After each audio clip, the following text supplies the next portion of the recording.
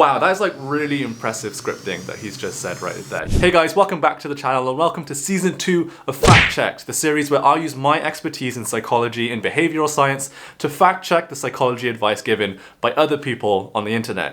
In this episode, we're looking at Kurzgesagt. Kurzgesagt has 18.7 million subscribers on YouTube, which makes him by far the biggest channel we've ever had on this series. He makes educational videos about a wide variety of topics, but what makes me skeptical about his channel is that he is anonymous. He's one of those channels that's fully animated, doesn't show his face, doesn't say his real name, and that always makes me a little bit skeptical because there's no accountability there about what he's saying on the internet. So I'm going in with a bit of skepticism, but let's see what he has to say. Today we're looking at his video, How to Change Your Life One Tiny Step at a Time.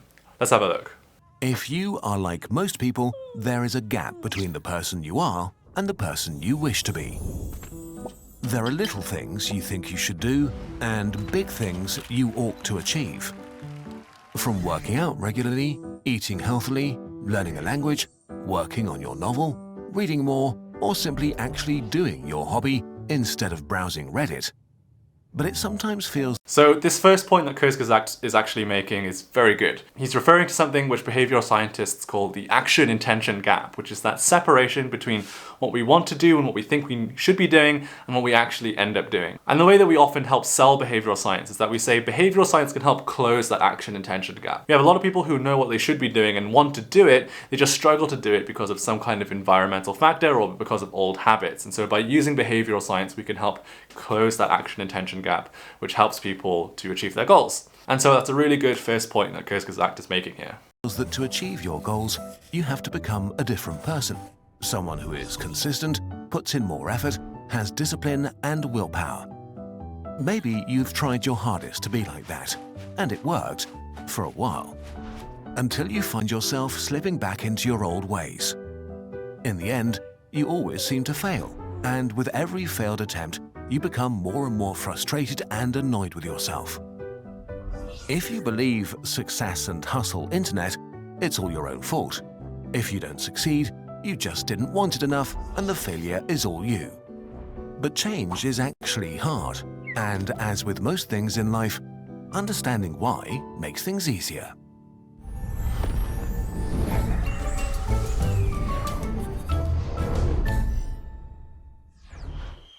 The jungle. Imagine your brain as a lush and dense jungle. Moving through it, say to make a decision to do something, is like moving through an actual jungle. It's hard and it costs energy. Your brain hates expending energy, so it came up with a trick. All your actions and behaviors leave paths in the jungle of your brain. As you start doing something, you trample down some plants and make rough, improvised trails through the undergrowth. The more often you do the thing, the more pronounced the trail becomes. Over time, it turns into a path that is easier to tread, so you take it more often, and it turns into a street. As you repeat doing the thing over and over for years, the street turns into a highway. Traversing it becomes effortless, familiar, and comfortable. The more pronounced your brain highways, the more you get used to their comfort. So we continue to use them, which means we tend to do what we've always done. This is why change is hard, especially as an adult when your jungle is crisscrossed by lots of established streets and highways. So I actually really like this analogy of the jungle. I've often used a different analogy of a river before and how the longer the water has flowed through a certain pathway, the faster that current becomes. But I like this jungle analogy too. It's a similar idea. The idea being that repetition is what makes behaviors easy to carry out and makes them automatic. And it's exactly the point that he's making here. So again, so far, so good. To understand how those highways are built, we need to distinguish between two things: routines and habits. The things you do, routines and habits. A routine is a sequence of actions that you carry out the same way every time because they've worked out well for you. For example, you get the same ingredients for your favorite dish and cook them in a certain order because you like the taste of the result. Or before going to bed, you set an alarm at 6:30 because this is when you want to get up. Imagine routines as being executed by a wise planner. It's slow and analytical, responsible for strategizing and mental calculations. the planner is aware of the future and carefully considers what kind of result you want. Based on that, it chooses actions to achieve specific outcomes, even if they are uncomfortable, like taking a shower after getting up. Routines can eventually turn into habits, which feel much easier because they're basically a sequence of actions carried out without thinking about them. You've done them so often before that your brain considers them rewarding and a great response to a situation. So that's a really interesting point that he just made, which might be easy to overlook if you were just a casual viewer. He said that repetition makes that routine of behavior rewarding in itself, which is actually quite a nuanced idea within behavioral science and psychology. But the reason why that happens, some academics think, is because as we perform routines over and over again, it becomes easier for our brain to process it, and just the ease of processing in itself is a rewarding thing, and we need rewards to form habits. So that's actually a very cool point that he just made. I'm quite surprised, actually. All right, let's carry on watching. a habit can feel like you're on autopilot. You don't have to convince yourself to do something that's a habit, you just do it. The important thing about habits is that they are set in motion by triggers, context cues that can be single things or entire situations that give your brain the signal to start the behavior or action. Wow, that is like really impressive scripting that he's just said right there. He said that a context trigger, he's just said that a trigger can be either a specific thing in the environment or the entire context that you're in. And that shows that Kurzgesagt has clearly read quite widely over this topic. He's understood it from multiple different angles, because there's some people who will say that it has to be only a specific thing in your environment, and there's other people who say it has to be the entire context that triggers your habit. The fact that he's alluding to both shows that he's read widely and done his research properly. So fair play, Kurzgesagt, fair play. You already have a lot of triggers in your life, like when you see your phone. You almost always unlock the screen. Or you reach for the seatbelt when you sit in a car. Or when you buy your coffee before work, you also get a cookie, even though you aren't actually hungry. Habits are executed by an impulsive toddler. It responds to your immediate desires based on what's around you, without considering any longer-term goals. For the toddler, the future doesn't exist and it hates hard work. So when it notices a trigger, it steers you to take this easy road inside your brain that leads to a familiar, rewarding result. If you get coffee, the toddler also wants the cookie just because that's what you do every morning.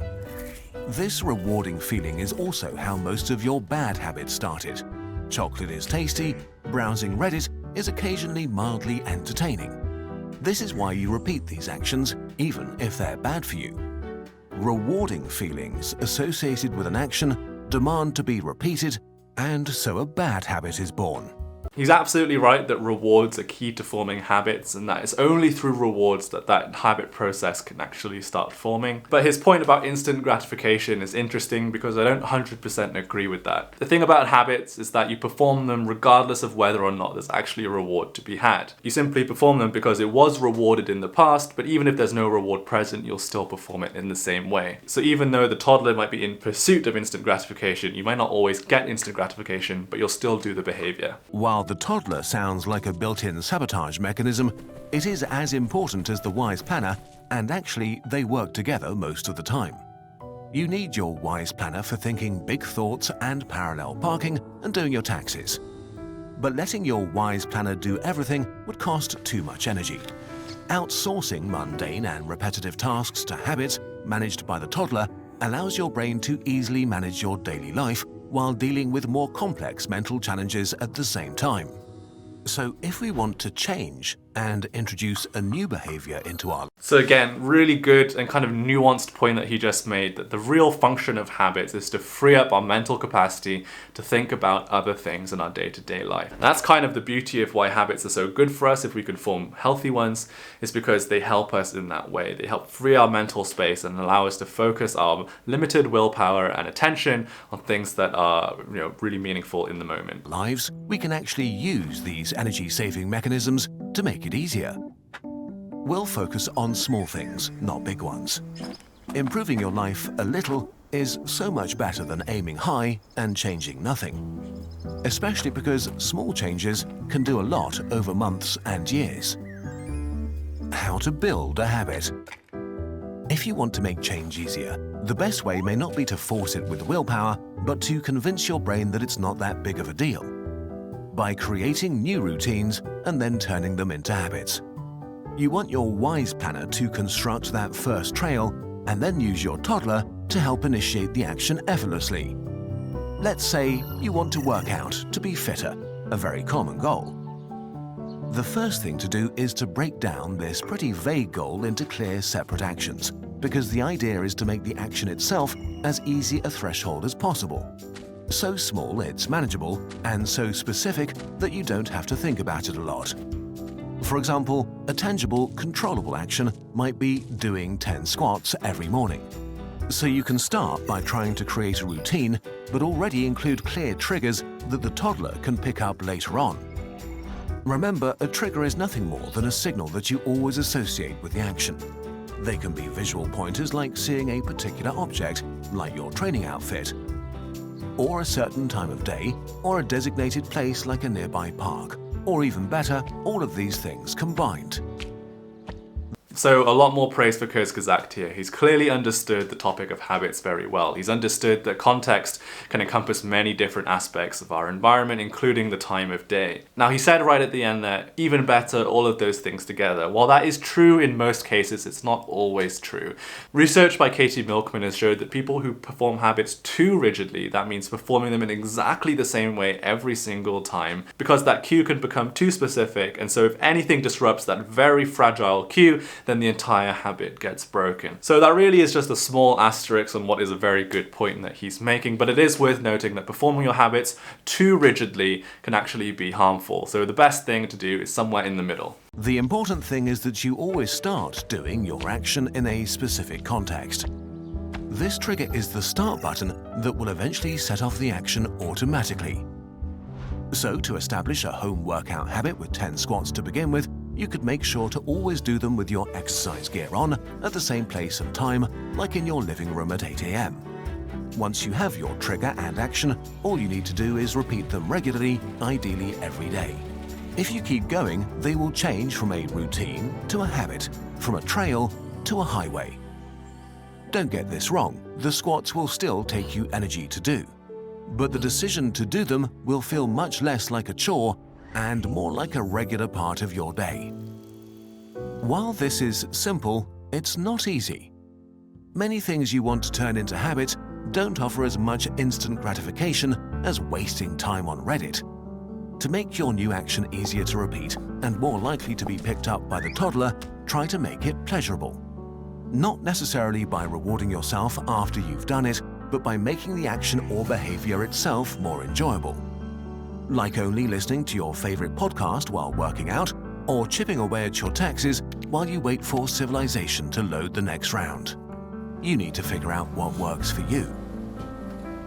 So again, this is a very good point that Kurzgesagt is making. In behavioral science, we call this technique temptation bundling, which is the pairing of a rewarding activity that you do at the same time as your new behavior that you're trying to turn into a habit. By pairing those two activities exclusively together, you make the behavior more rewarding. But that exclusivity point he seems to have missed here. So if I was to be nitpicky about this video that Kurzgesagt is making, I would say pair that rewarding activity with your new habit exclusively, and therefore that will really help form that habit very quickly. Principle, that's it.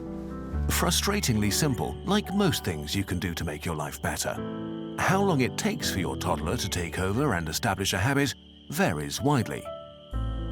It depends on the behavior you're trying to get used to, what kind of person you are, your stress levels, and many more things.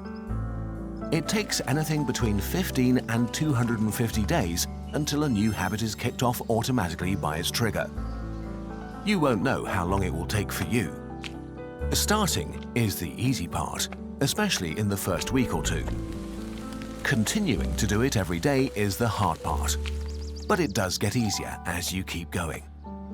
There are no silver bullets for change, but the science of habits is a reminder that it is possible no matter how old or young you are. Even if you only end up doing a little more good stuff or a few new things, that's still a success. Being a little bit more healthy or knowledgeable is 1,000,000 times better than being unhappy about a thing and changing nothing. In the end, change is a direction, not a destination. So now, hoping we've given you a bit of insight and motivation, here is a thing we made. Okay, so after that he's just promoting his habit journal, but that brings us on to our score for this video. And so I'm going to give Kurzgesagt a, drumroll please, 10 out of 10. Yes, there were a couple of things that I picked up on that I said that maybe he could have said in a different way or add a little bit of specificity, but that really was just me nitpicking at what was otherwise a very good video about how to build habits. I can clearly see that Kurzgesagt has done a lot of research in this area. He understands the field very well and has made some points that are actually very nuanced in his understanding of habit science. So, Kurzgesagt, 10 out of 10 from me. Good job, mate. If you enjoyed today's video, can you please give me a thumbs up and let me know in the comments below who else you want to see on Fact Checked. Oh, and one more thing before you go. Pete Judo merch is now available at petejudo.com. We got hats, we got hoodies, and if you tried to check out before and the website wasn't letting you, I sincerely apologize. We had some technical issues on the back end. Those have now been resolved. So if you want to help support me as a creator and get your hands on some really comfortable merch, then head over to petejudo.com, link in the description. Thank you guys so much for watching, and I'll see you next time. Bye bye.